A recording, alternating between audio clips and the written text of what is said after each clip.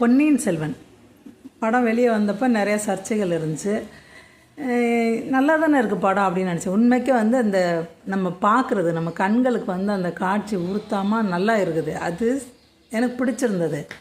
ஆனால் இப்போ எனக்கு என்ன தோணுதுன்னா, அந்த ஏஆர் ரஹ்மான் அவர்கள் வந்து வீர ராஜ சூர அப்படின்னு ஒரு பாட்டில் மாட்டிக்கிட்டார்ல, அது இன்னொருத்தரோட பாடல் டியூனை எடுத்துக்கிட்டார் அப்படின்ட்டு அவருக்கு அபராதம் கூட போட்டாங்க. இதெல்லாம் நான் பார்க்கும்போது எனக்கு என்ன தோணுது, அப்படி எது கஷ்டப்பட்டு நம்ம தமிழ்நாட்டில் வாழ்ந்த மன்னர்களை பற்றி ஒரு படம் எடுக்கிறோம்.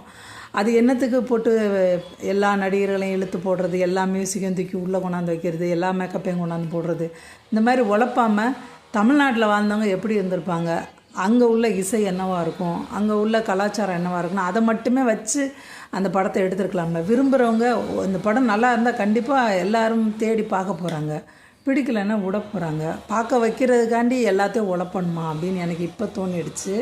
அதே மாதிரி டாப்பில் இருக்கிற நடிகர்கள் படங்கள் வெளியே வந்தாலும் பேன் இண்டியா படமாக தான் வரணும்னு ஆசைப்பட்டு மற்ற மொழியில் இருக்கிற நடிகர்கள்லாம் தூக்கி போடுறாங்க. அங்கே இருக்கிற இசை, அங்கே இருக்கிற கலாச்சாரத்தெலாம் உழப்பி ஒரு மாதிரி தமிழ் படமாகவே இல்லாமல் ஆக்கிடுறாங்க. தமிழ் மக்களுக்கு எப்போ தமிழ் படம் தரப்போகிறாங்க? சின்ன பட்ஜெட்டில் படம் எடுக்கிறவங்க மட்டும்தான் தமிழ் படம் கொடுக்கணுமா? ஏன் பெரிய நடிகர்கள்லாம் கொடுக்கக்கூடாதா அப்படின்னு ஒரு கேள்வி வருது எனக்கு. கர்நாடகா, கேரளா, தமிழ்நாடு இந்த மூணும் வந்து திராவிட நாடு சொல்கிறாங்க. இந்த 3 மொழிகள்லேயும் கொஞ்சம் ஒத்துமை இருக்குது. அதுக்காண்டி இதுலேருந்து அது வந்துச்சு, அதுலேருந்து இது வந்துச்சுன்னு தேவையில்லாத சர்ச்சைகளை உருவாக்கணும்னு அவசியம் இல்லை.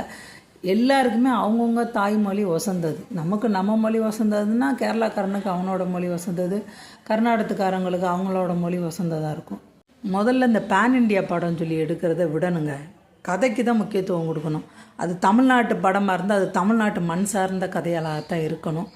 தமிழ்நாட்டில் சேர்ந்தவங்க நடிகர் பக்கத்தில் கேரளாவோ இல்லை ஆந்திரா இதெல்லாம் ஒரு பிரச்சனை கிடையாது. ஆனால் அவங்கள கொண்டாந்து உட்கார வச்சுக்கிட்டு அந்த இடத்துல தேவையே இல்லாத சர்ச்சைகளை உருவாக்கக்கூடாது அப்படின்னு நான் நினைக்கிறேன்.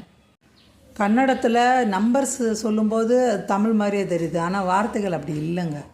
திராவிட மொழிகளில் மிக தொன்மையான மொழின்ற வரிசையில் 3வது இடத்துல கன்னடம் இருக்குது. அதையும் செம்மொழி அப்படின்னு சொல்லி மத்திய அரசு அங்கீகாரம் பண்ணியிருக்கு. தமிழ் மொழி பற்றால் மற்ற மொழிக்காரங்களை, முக்கியமாக திராவிட மொழி குடும்பத்தை சேர்ந்தவங்களை வந்து சிறுமைப்படுத்தக்கூடாது அப்படின்றதான் என்னோட சிந்தனை.